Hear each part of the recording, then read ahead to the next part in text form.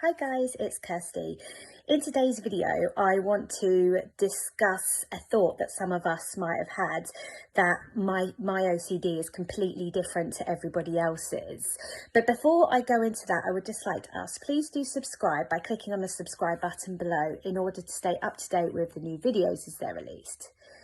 So, I felt like this is a good topic to discuss because it's likely that at some point or another, most of us will have had that thought, because of course that's, part of the fear, isn't it? That, oh no, mine's different because of this, or mine can't be treated the same way as other people's because of this, that and the other. Even if you were to find somebody with the same theme and, and that theme kind of coming up in the same way as yours, like, similar thoughts and similar compulsions and things, or similar urges, feelings, there will still be nuances that will make them slightly different, because no two people have exactly the same OCD. However, that doesn't mean that they're not incredibly similar. And also, despite what thoughts you might have surrounding it, that isn't an indication that you don't have OCD and that yours is for real. It just means that because you're not exactly the same as that other person, because you've had a different life, you've got a different biological makeup, your OCD is not going to be exactly the same. Another thing I'd say to be, it's good for us to be aware of, is the fact that OCD will be searching for evidence that your feared scenario is real, and that you do need to be doing your compulsions in order to, whether it's get that certainty or stop this thing from happening or just do something about it. So that evidence might be in the form of, looking for any reason possible that what you're experiencing is different from various other people, because this is something that will get your attention. If it was as easy as being able to meet other people with OCD, and then you can get that certainty that yours definitely is OCD and your theme, it doesn't feel as real, then as we hear often on this channel, then OCD wouldn't be the disorder it was, because then it wouldn't be a problem anymore, because it would be solved by simply speaking to other people with OCD, when sadly that is not the case, because it's known as the doubting disease, and so it will always come up with something else if you try and use that kind of logic with it, because OCD doesn't respond to logic. So at the risk of sounding reassurancy, it's just worth saying, no matter how special we think our theme is, or how special our theme's kind of showing itself, it's just not that special, because somebody else in the world somewhere will be having the same theme.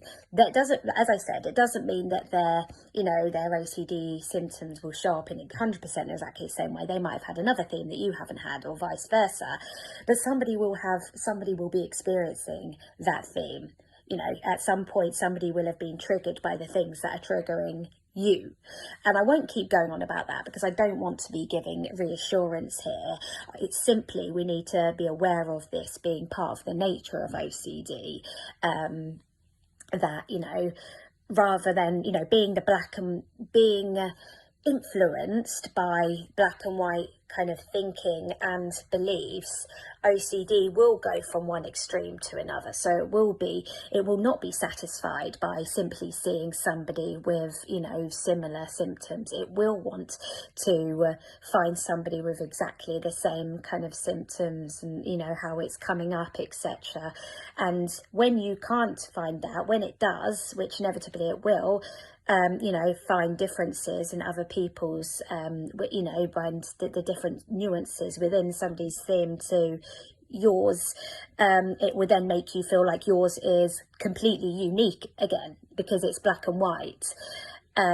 So one of the ways to kind of go about this because essentially it's a fear, we might be afraid that our theme is completely unique, and And as I said, firstly, that means that it's not OCD and it's all real. But secondly, there's the fear of that we won't be able to recover, that we're going to be stuck like this forever, or God forbid, it's, you know, treatment resisted OCD, which, you know, isn't necessarily a thing. It's more a case of that person hasn't identified the core fears that are fueling their fear cycle, or haven't been able to get fully under those fears yet. It doesn't mean they won't be able to, it just means they haven't got there yet. So, you know, it can be the idea of, you know, my theme is really unique, can be fueled by the fear that is so unique that people won't know how to help you, and you won't be able to get the treatment, and then you'll just be stuck with it forever. So as much as we can as much as we can logically know that there will be someone with with the same theme as us, reminding ourselves of that will simply be futile, to be honest, because you might continue to doubt it, and, you know, as I said, OCD will come up with evidence as to why yours is still unique. So part of this is, you know, perhaps worst case scenario is, yeah, my OCD is really unique, and it's going to be really hard to treat. So if that's your worst case scenario, you can start disputing that, you know, is it really so awful if yours is a bit harder to, you know, to treat? And of course, as we've said in many videos, OCD causes a hell of a lot of suffering. There's absolutely no denying that.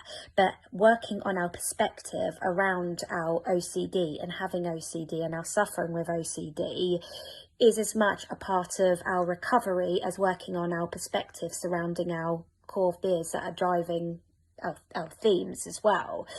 You know, it's as well as looking at the you know, the fears surrounding our themes being true, there's also the fears of being stuck in an anxiety cycle forever. None of us want to live like that. None of us want to be governed by compulsions and feeling uncomfortable if we don't avoid things. None of us want our worlds to be made smaller. So you know, it's a big part of it is working on our perspective of OCD itself and working on our fear of OCD. And again, as we talk about on this channel, the fear of fear, you know, so the idea of being stuck on your theme forever, whether or not it's true, it's just the idea of being stuck in that limbo land and feeling all the anxiety and all those horrible feelings could be enough to, you know, make somebody suffer even more and feel a little bit depressed about it because it's unpleasant. So when we work on our perspective about OCD and the fact that, you know, we've stood it for many months, many years now, and we're still here standing fighting, therefore that's evidence that we could continue to stand it and work on it should we need to, is really important. So we might find ourselves performing compulsions if we are having, you know, the thought that my OCD is completely unique, because we're afraid that is the case and therefore we won't be able to, you know, find help for it, or in fact we might be afraid that that means that it's true or something. So we might find ourselves over researching, you know, desperately trying to find other people you know, to find out if ours is completely unique, or we might find ourselves asking constant questions in OCD forums or in support groups or something about, you know, desperately trying to, even if as I said, you know, even if we found somebody with extremely similar OCD, it might not be enough if you're still afraid that yours is completely unique. So you may be finding yourself asking more and more questions about what they're doing and, you know, what they're experiencing.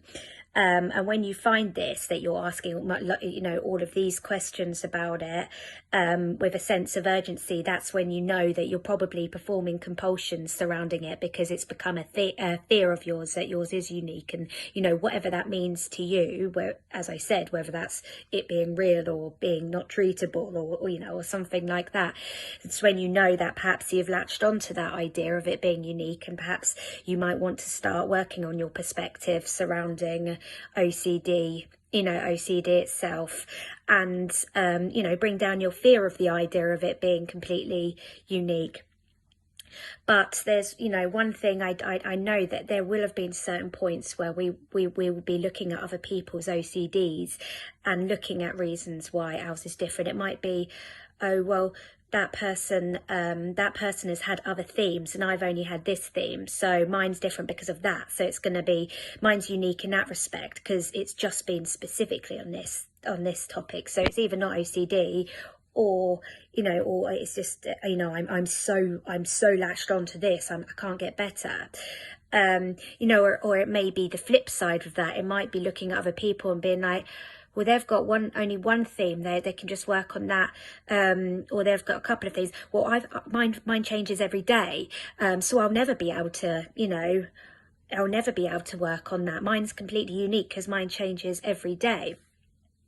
So, you know, as I said, it presents differently for different people, but there won't be a theme that you've had that somebody else in the world hasn't had, even if it was rare, or one of the rarer ones.